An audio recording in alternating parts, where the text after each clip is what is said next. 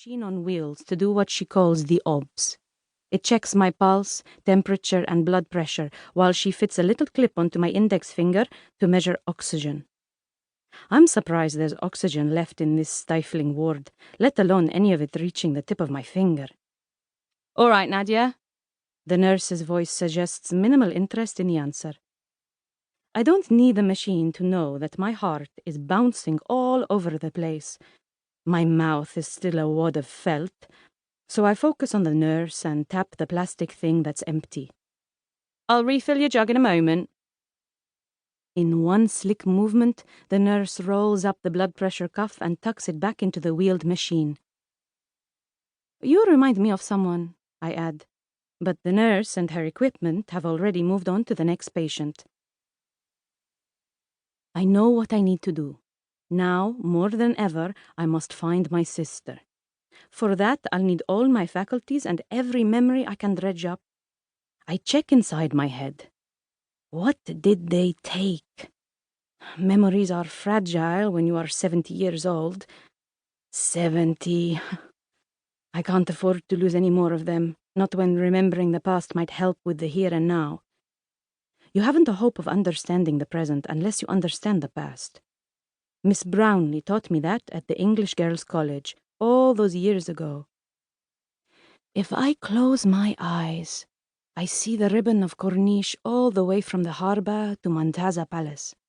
A blue parasol with a white fringe. Mother in a huge scarf, her face shaded from the sun. Father studying Al-Ahram. My frilly cotton swimsuit with straps that cut into my shoulders. Simone and I digging down to wet sand. A huge block of ice that only Abdu could lift. Alexandria, June 1953. It seemed unfair that one of our servants, usually Abdu because he was stronger than toothless old Ibrahim, had to lug a block of ice to the beach cabin, break it up with a pick to keep our drinks cool, then spend his time looking after us instead of enjoying himself. Displaying one gold tooth, he always said, "Ma'alesh." It means never mind. Once our deck chairs and parasol were up, Father installed himself behind an Arabic newspaper while Mother read La Réforme Illustrée, paying special attention to the accounts of who had worn what at whose party. I squinted against the sun and made out the date in the top right corner of Al-Ahram. 1953 may look like 1907 gone wrong, but it's Arabic for 1953. Here, the sea was deep azure in color.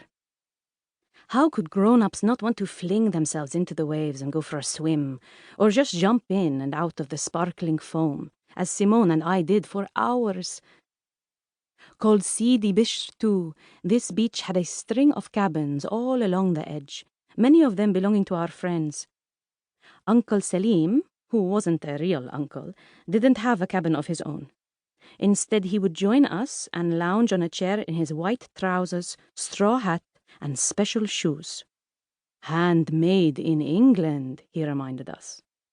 His glasses were so dark that I couldn't tell if he was looking at my swimsuit or at something else.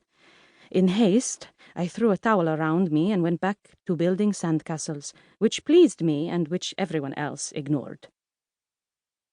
Today, my aunts, who were very real, arrived wearing matching scarves. Even if they had seen Mother less than an hour previously, they always found something to talk about, rattling away in the usual mix of French and Arabic, with some English words sprinkled on top.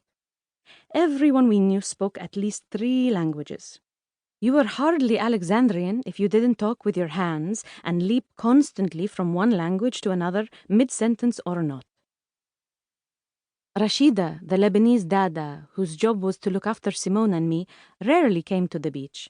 She was too busy at home doing essential things, like stuffing vine leaves and praying to St. Anthony.